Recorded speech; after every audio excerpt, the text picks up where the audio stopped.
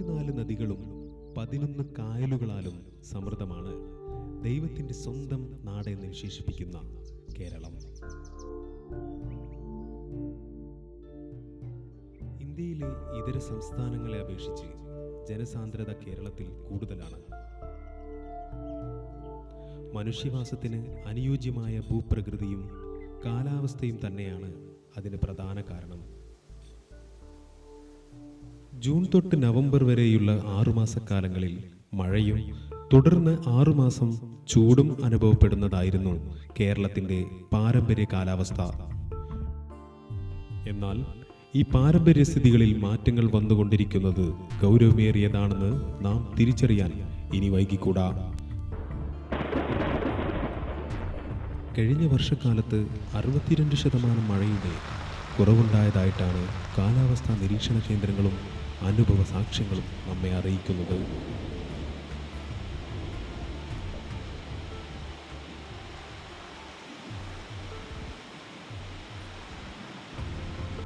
കടുത്ത ചൂടിനെ പ്രതിരോധിക്കാൻ എയർ കണ്ടീഷൻ സംവിധാനങ്ങൾ പ്രയോജനപ്പെടുത്താൻ സാധാരണക്കാരന് പോലും സാധ്യമാകുന്നുണ്ടെങ്കിലും ജലലഭ്യത കുറഞ്ഞാൽ പ്രതിരോധിക്കാനുള്ള വഴി തുറക്കപ്പെട്ടിട്ടില്ല എന്ന് നാം ഓർമ്മിക്കണം.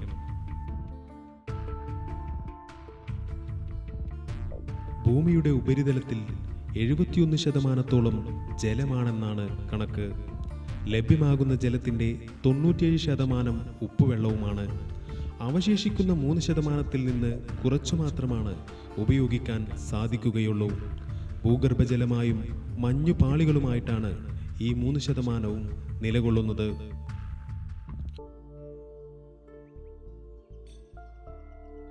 ഉപരിതല ജലമാണ് മനുഷ്യ ഉപയോഗത്തിനുള്ള ആശ്രയം. ഇത് ലഭ്യമാകണമെങ്കിൽ ഭൂമിയിൽ പതിക്കുന്ന ജലം ഭൂമിയിൽ ആഴ്ന്നിറങ്ങണം. ലഭ്യമാകുന്ന മഴവെള്ളത്തെ തടഞ്ഞു നിർത്തലാണ് ഇതിനുള്ള വഴി. വലിയ കോൺക്രീറ്റ് കെട്ടിടങ്ങളും കോൺക്രീറ്റ് പതിച്ച മുറ്റങ്ങളും മഴവെള്ളം ഭൂമിയിലേക്ക് ആഴ്ന്നിറങ്ങുന്നതിനെ തടയുന്നു. അലക്ഷ്യമായി ഉപേക്ഷിക്കുന്ന പ്ലാസ്റ്റിക് വസ്തുക്കളും ഭൂമിയെ വെള്ളത്തിൽ നിന്ന് തടഞ്ഞു നിർത്തുന്നത് തന്നെയാണ്. ഉപരിതല നീരുറവകളെ കൊണ്ട് ധന്യമായ വീട്ടുമുറ്റത്തെ കിണറുകൾ വറ്റിപ്പോകാനുള്ള പ്രധാന കാരണം ഭൂമിക്കകത്തേക്ക് വെള്ളം ലഭിക്കാത്തതാണ്.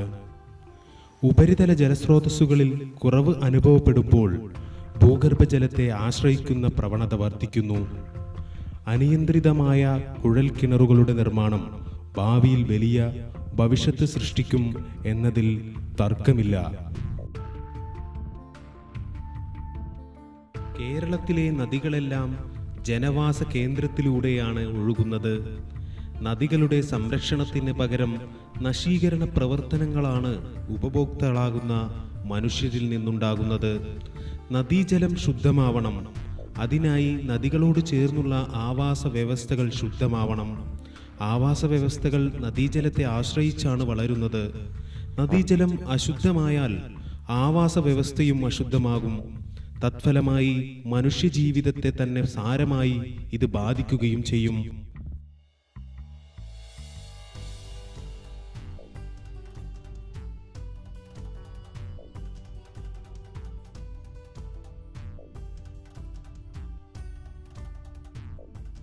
കാർഷിക കേരളത്തിൻ്റെ ഐശ്വര്യമായിരുന്ന നെൽപ്പാടങ്ങൾ ഇന്ന് അനന്യമാണ്. അവകളോട് ചേർന്നുണ്ടായിരുന്ന കുളങ്ങളും ഇന്ന് കാണാ കാഴ്ചകളായി മാറി.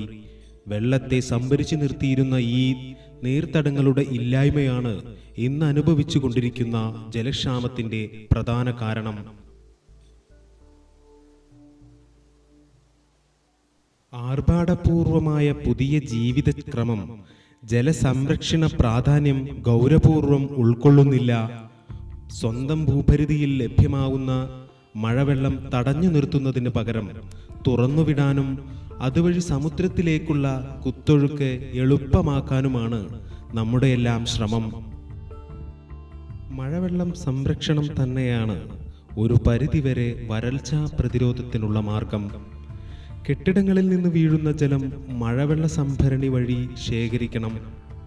മഴക്കുഴികൾ വഴി മഴവെള്ളത്തിൻ്റെ ഒഴുക്കിനെ തടയണം. ചെറിയ നീരുറവകളിൽ തടയണകൾ നിർമ്മിക്കണം. കുളങ്ങളിലെയും തോടുകളിലെയും ചെളികൾ കോരിയെടുത്ത് ജലസംഭരണം ഉറപ്പുവരുത്തണം. 2 അടി താഴ്ചയും 1 മീറ്റർ വീതിയും നീളവുമുള്ള ഒരു മഴക്കുഴിയിൽ ഒരു തവണ 350 ലിറ്ററോളം വെള്ളം നിറയ്ക്കാനാവും. വെള്ളത്തെ വിവിധ ഇടങ്ങളിൽ നിന്ന് ഇതിലേക്ക് തിരിച്ചുവിട്ടാൽ വർഷത്തിൽ 100-ലേറെ തവണ ഇത് നിറയാനിടവരും. അതുവഴി വർഷത്തിൽ കുറഞ്ഞത് 3500 ലിറ്റർ വെള്ളമെങ്കിലും നമുക്ക് സംഭരിക്കാനാവും. ജലസാക്ഷരത ജനങ്ങളിലെത്തിക്കണം. ജലസംരക്ഷണം വ്യക്തിബാധ്യത എന്ന നിലയിൽ നിർവഹിക്കണം. പൊതുജല സ്രോതസ്സുകളുടെ സംരക്ഷണത്തിന് പ്രാദേശിക കൂട്ടായ്മകൾ രൂപപ്പെടണം. ലഭ്യമാകുന്ന ഉത്ബോധന വേദികളിൽ ജനവിനിയോഗം വിഷയമായി വരണം.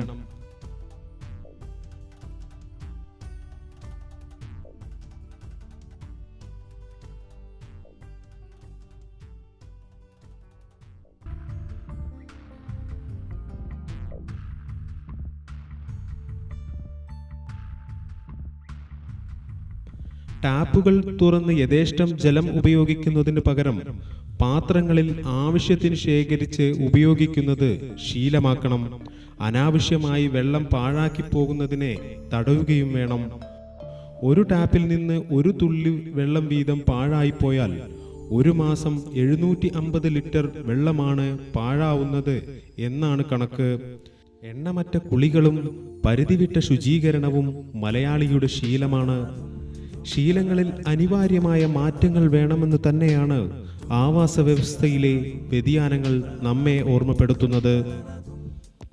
വരാനിരിക്കുന്ന ലോകമഹായുദ്ധം വെള്ളത്തിന് വേണ്ടിയായിരിക്കുമെന്ന പ്രവചനം പുലരാതിരിക്കട്ടെ എന്ന് നമുക്കൊന്നിച്ച് പ്രാർത്ഥിക്കാം.